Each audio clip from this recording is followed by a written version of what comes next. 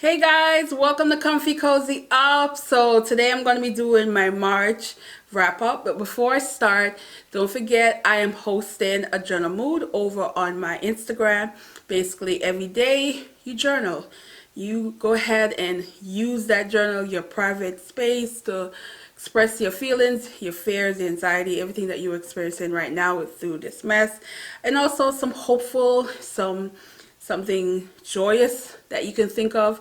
It doesn't always have to be bad in your journal, but something that you can express and let go all of your feelings while you're going through all this. We all going through this mess. I have word prompts, so go over to my Instagram. Information's over there, and yeah. So books. I completed my TBR. Also picked up an extra book because I was excited. It was a Caribbean romance. Guys, it didn't work out. It didn't work out. I was a little disappointed. I think there was so much that was going on into a short book that it just didn't work for me. Also, I think I have a bad Kindle copy, because there was like typos galore. There were sentence structure that was just bizarre. So I'm hoping it's just maybe my edition and not that, because if it's that, it needs to be addressed by the author. And yeah, so that's where I was with that one. Now, I did read one of my first anticipated book of the year, which is These Ghosts of Family. Guys, go watch my video of my review of this. But what I would tell you, it is a multi-generational family thing going on here. This man basically took the identity of his dead friend. Now he's old and dry up and want to tell tell what happened to his daughter, who thought he was dead, and everybody else. So in this story, you learn about him leaving Jamaica and taking on a new life. Also about the women in his life who's had some really tough experience. His kids. Also, there's this idea that is a plantation where his ancestors may have come from, or someone ancestors, and it was an interesting story. But of course, if you're talking about plantation, it's going to be rough. Of course, the second time I see my name in a book, the character gotta be trash. So if you guys didn't know, my name is Peter, but my entire first name is Peter Gay. So, I was like, oh, my name in a book. Oh, not that character. But go check out my review, guys. And it's a 4-star read for me. But I did enjoy the Jamaican culture in this. It does have the dialogue. I talked about the dialogue being written in this and the certain things, but I really want you to go check out the review. Now, it was March Mystery Madness, so you got to get your mystery in, and I had two. So the first one is Heaven My Home, Add a Collab. This is the second book in the Highway 59 series. Now, the main character, Darren, he is that Texas Ranger. He's black. He's going through these small town. He's not really liked. He put himself in some mess sometimes, but in this case, he was sought after to enter the mess. So, I was intrigued by that, because I want to know why, what's the catch, what's going on. But it was an interesting read. I do like the secrets that unfold at the end, because it really makes me, want that third book in my hand, because I just know it's going to be so good.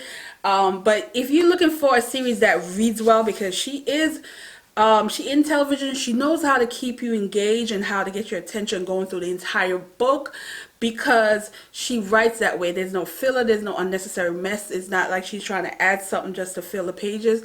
It's good. It's a page turner. You will love this. The other book is surprised me. Now, it is a murder mystery. It's called Along with Bright River. Although it's a murder mystery, it's more about family who are dealing with a family member with addiction. And in this, you have a police officer, a female police officer, whose sister is missing, and she is, for many years, has dealt with substance abuse.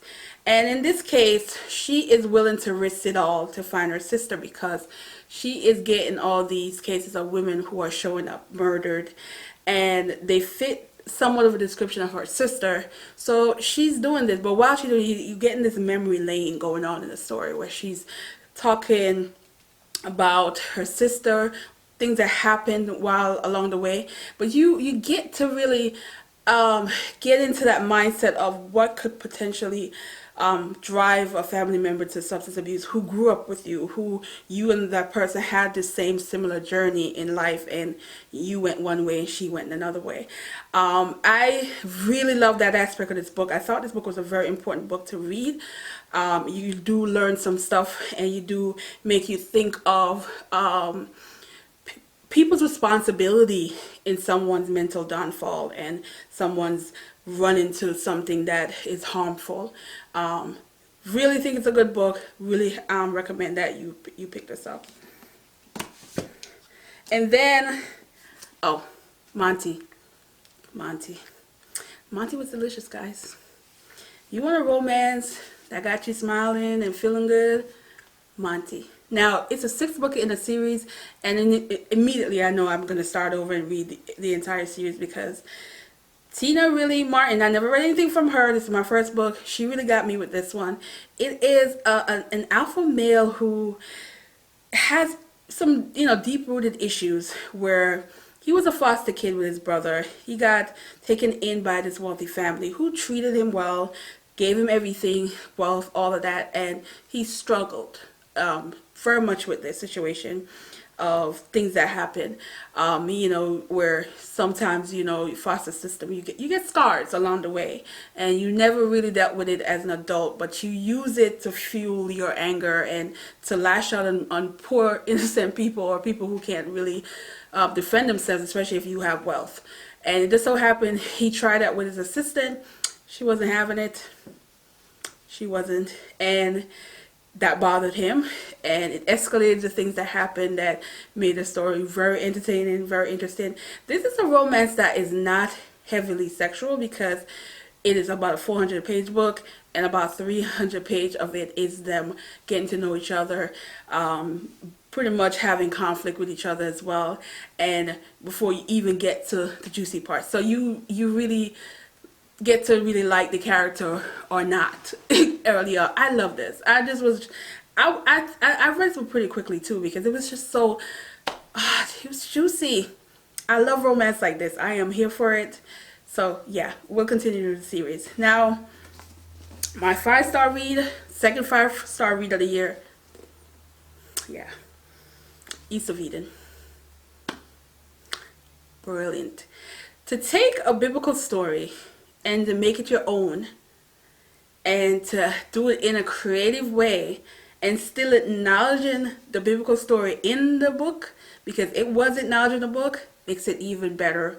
This is a story about that is inspired by Cain and Abel, the biblical story in the Bible, and it made me read that story in the Bible again and get those moments of jealousy, of am I my brother's keeper term, sins, relationship with your father, your sibling, and all these things that that is talked about, but in a way have these hidden messages in the biblical story that sometimes you don't really quite get. You have to read a couple of times and kind of dissect it to really get it. And in this story, how he's interpreting the biblical story and making its own was just well done. It was well done. It was easy to follow. It was easy to get in. It was published back in 1952, and it really had me grab my attention from the beginning. You have a father who created this life that he wanted everybody to think he had, this experiences that he wanted everybody to think he experienced, and he wanted one of his sons to take on the experience that he created in his mind, and it became a jealousy situation, and their relationship was just never the same. It was just complicated, and their behavior with each other was complicated. And then here comes another woman who is a battered, bruised, vicious, heartless at times, who's pretty much has been damaging and want to inflict things that happen to her to other people into that mix. And you get another generation after generation, and it just became interesting take, but the how it was written, it felt like every time there was a storyline going, the author grab you with these quotes and these things that are that you think about as you read in the story. I like the character. Now, one of the character Adam, I thought he was either an idiot, crazy, or just way too good to be true. And you know, it toys with good and bad. It toys with resisted the evil intent of a person. It toys with so much in this story that after you finish, you're still thinking about things. You're just thinking about what did that mean, or what did that character meant by that, or what that character's purpose was of the story.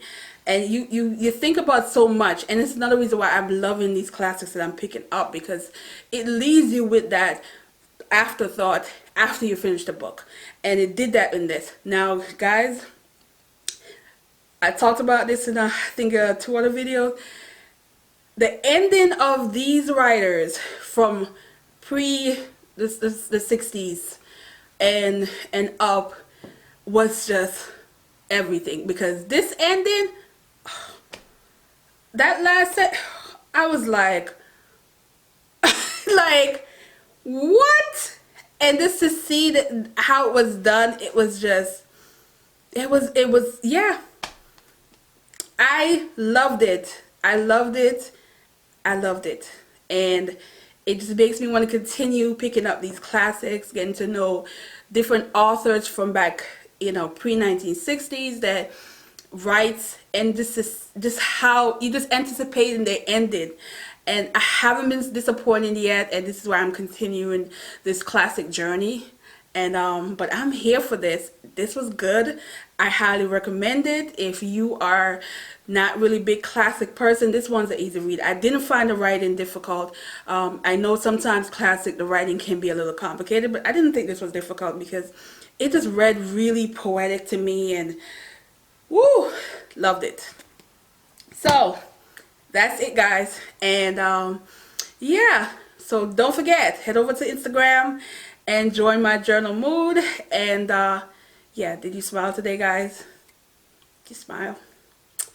Smile. We're gonna be all right. And thanks for watching. Bye.